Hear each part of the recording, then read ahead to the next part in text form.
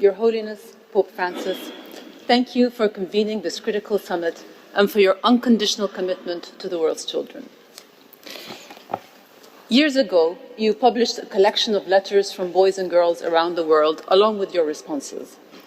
In one of them, a young refugee, Muhammad, asked you, "Will the world be again as it was in the past?" He wanted to know if his life would ever be the same. It is a question that plagues millions of children whose entire worlds have been turned inside out by war, and it is one with no easy answers. The Convention for the Rights of the Child is the most widely ratified human rights treaty in history. In theory, the consensus is clear: every right for every child.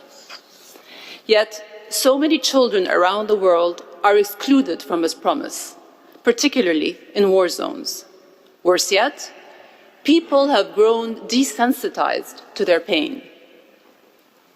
Today, 1 in 6 children on Earth live in areas affected by conflict. 1 in 6. Every day, dozens of them are killed or maimed. They are robbed of every right to life and security, but also to education, health, privacy, and protection from abuse.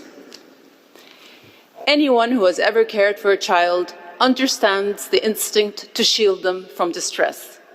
But in the rage of war, there is no protecting children from humanity's cruelest impulses. Our worst nightmares become their daytime. In every news report or video flagged sensitive on social media, they are there, bleeding and covering their ears after an airstrike, burned so badly their own parents can't even recognize them, taking in horrors that have been blurred from our screens for our protection. Think about that.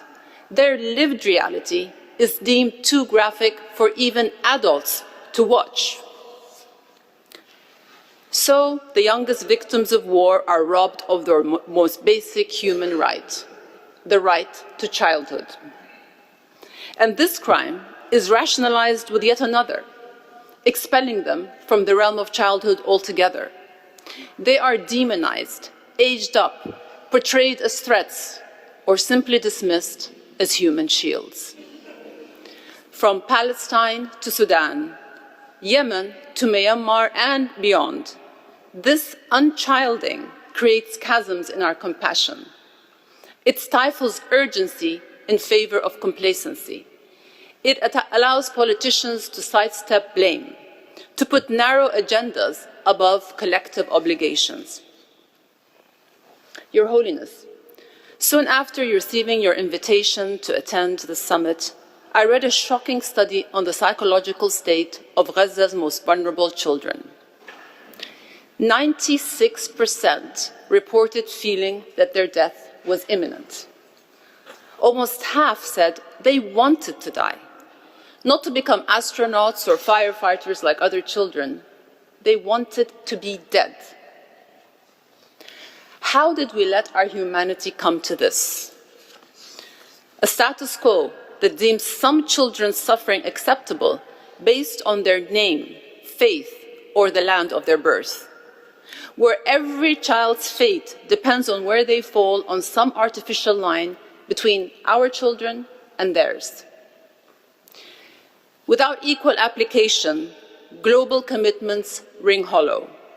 Because if a right can be willfully denied, then it is not a right at all. It is a privilege for the lucky few. As this day proceeds and children's rights are explored from every angle, we cannot lose sight of those who wake up every day and wonder, will the world be again as it was in the past? Your Holiness, your answer to Muhammad's question was this: no, when the time comes, the world will not be as it was. It will be far better than it was in the past. That beautiful vision is still entirely within our grasp, but only if we make it so. Every right for every child. That is the promise the world made, to the children with disabilities, the refugees, the orphaned, and the abandoned. Whether they are missing their 2 front teeth or have lost limbs to war wounds, every child has an equal claim to our protection and care. No exceptions, no exclusions, no preconditions. Thank you all very much.